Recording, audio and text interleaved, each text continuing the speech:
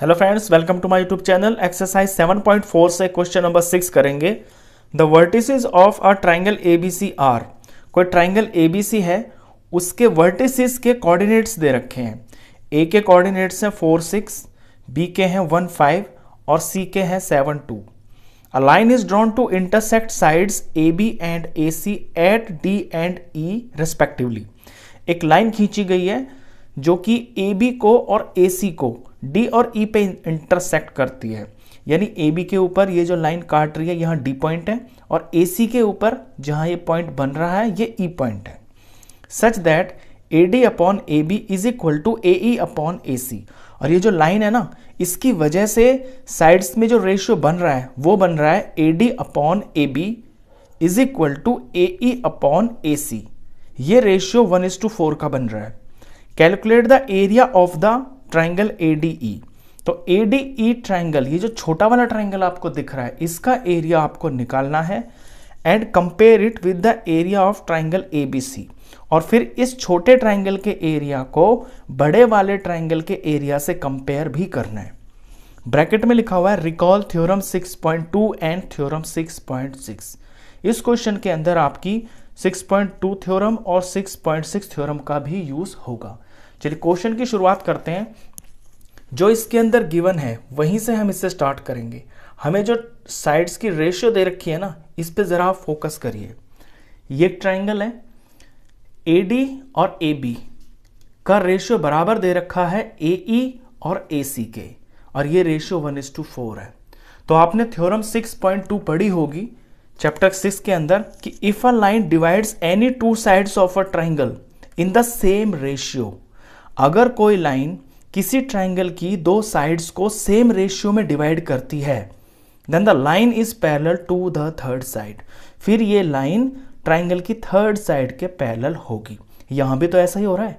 ये जो DE line है, ये इस साइड को और इस साइड को बराबर रेशियो में डिवाइड कर रही है, यानी कि 1:4 में। फिर ये DE जो है BC के पैरेलल होगी। ये हमारी थ्योरम 6.2 कहती है। तो इसी बात को हम पहले लिखेंगे। सॉल्यूशन यहां से है, लिखते हैं since D and E divides AB and AC in the same ratio, और रेशियो है 1:4।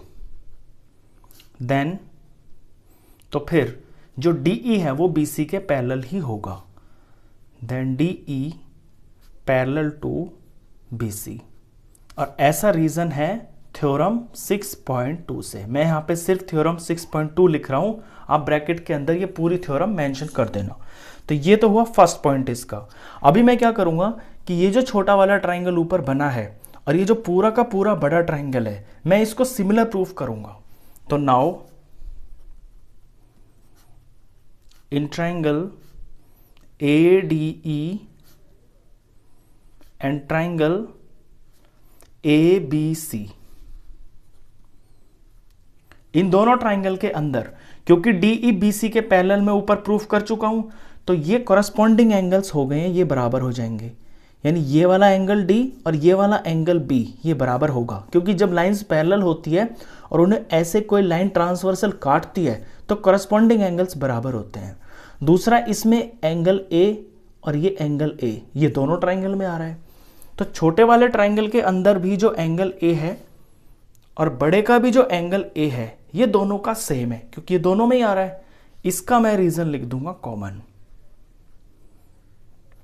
और यहां छोटे वाले का एंगल D बराबर है ABC ट्राइंगल के एंगल B के, और इसका रीजन लिख दूंगा मैं कॉरेस्पॉन्डिंग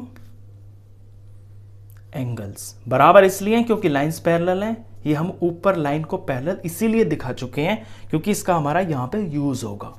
अब एंगल और एंगल, जब किन्हीं दो ट्राइंगल्स के अंदर दो एंगल बराबर प्रूफ हो जाते हैं तो वो दो ट्राइंगल आपके हमेशा सिमिलर होते हैं। तो therefore triangle ADE is similar to triangle ABC।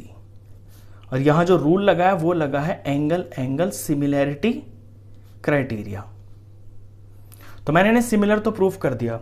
अब सिमिलर ट्राइंगल्स प्रूफ करने के बाद आपने एक थ्योरम पढ़ी होगी 6.6, the ratio of the areas of two similar triangles.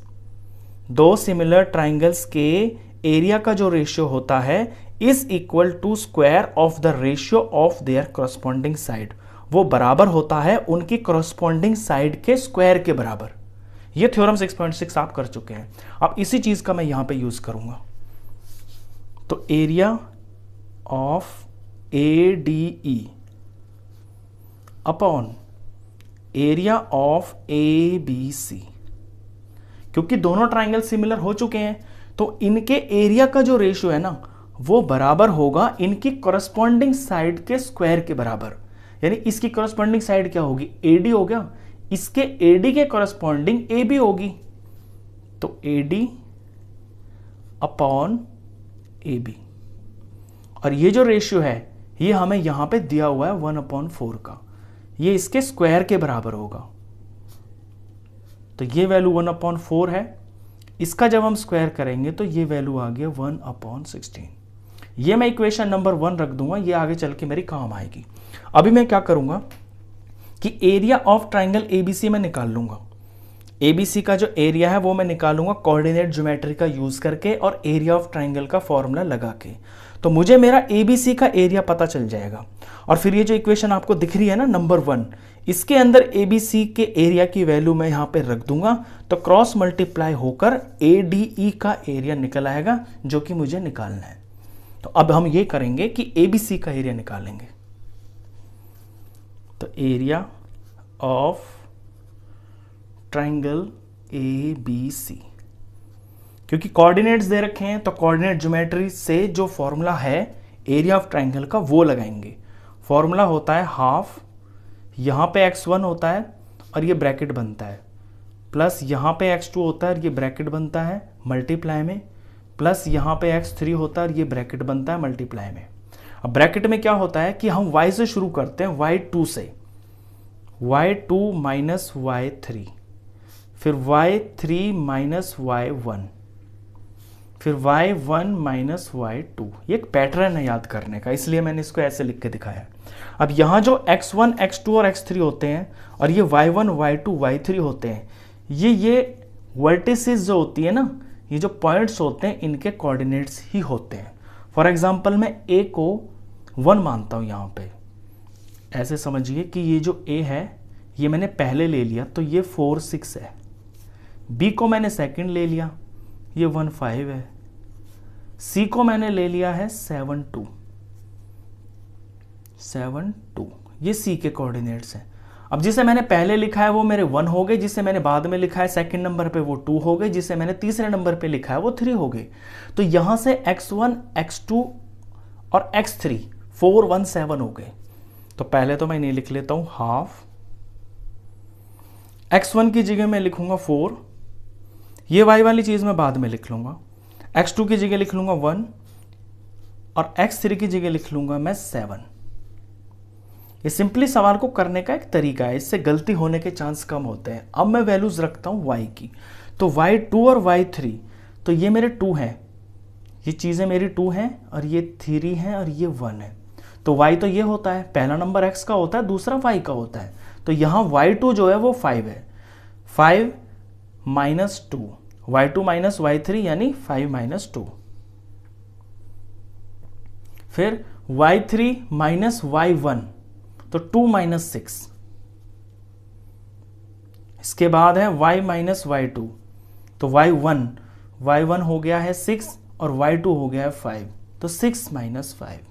बस अब इसे सिंप्लीफाई करना है और इसमें से आंसर आएगा आपका हाफ हो गया बाहर, ये 4 का 4 हो गया, ब्रैकेट में 5 में से 2 गया तो ये आ गया 3, प्लस 1 है, यहाँ 2 में से 6 माइनस कर रहे हैं तो माइनस का 4 आ गया, प्लस का 7 है आगे, 6 में से 5 माइनस हो रहा है तो 1 आएगा, बड़ा ब्रैकेट क्लोज्ड। आगे हाफ का हाफ हो गया, ब्रैकेट के अंदर 4 3 12 हो गया, प्लस 1 मल्टीप्लाई माइनस 4 माइनस का 4 हो गया, 7 1 7 हो गया है प्लस का, फर्दर सॉल्व करते हैं तो हाफ का हाफ हो गया, ब्रैकेट ब्रैकेट के अंदर पहले प्लस के नंबरों को लेंगे, तो 12 और 7 ये दोनों प्लस के हैं ना, तो प्लस के तो हो गए 19 और माइनस का यहाँ पे 4 है। इसके बाद का स्टेप मैं यहाँ लिख देता हूँ, ये हाफ हो गया और अंदर वैल्यू जो आ रही है 19 माइनस 4 ये आ गई है 15। फाइनली 15/2 स्क्वायर यूनिट, क्योंकि एरिया है तो स्क्वायर यूनिट लगेगा। तो एरिया ऑफ ट्राइंगल एबीसी जो है, यानी कि पूरे बड़े ट्राइंगल का एरिया 15/2 आ गया। अब इसी का यूज करके हम वो निकाल देंगे जो हमें निकालना है। एक्चुअली हमें क्या निकालना है, हमें निकालना है छोटे ट्राइंगल का एरिया। अब आप देखना मैं इक्वेशन 1 को यहां पे यूज करूंगा, इस वाली इक्वेशन को। इक्वेशन 1 में क्या है कि area of ADE upon area of ABC, इसकी रेशियो दे रखी है 1/16। अब मुझे तो ADE निकालना है, तो सिर्फ अगर मैं एरिया ऑफ ADE यहां पे रख लेता हूं और 1/16 अपनी जगह पे ही रहेगा, तो ABC यहां जो डिवाइड में है ना, वो यहां पे मल्टीप्लाई में चला जाएगा, एरिया ऑफ ABC। बस अब क्या है, जो एरिया ऑफ ABC आया है मेरा 15/2, वो मैं वैल्यू यहां भर दूंगा। तो area of ADE is equal to 1/16 into area of ABC। ABC ये रहा 15/2, 15/2।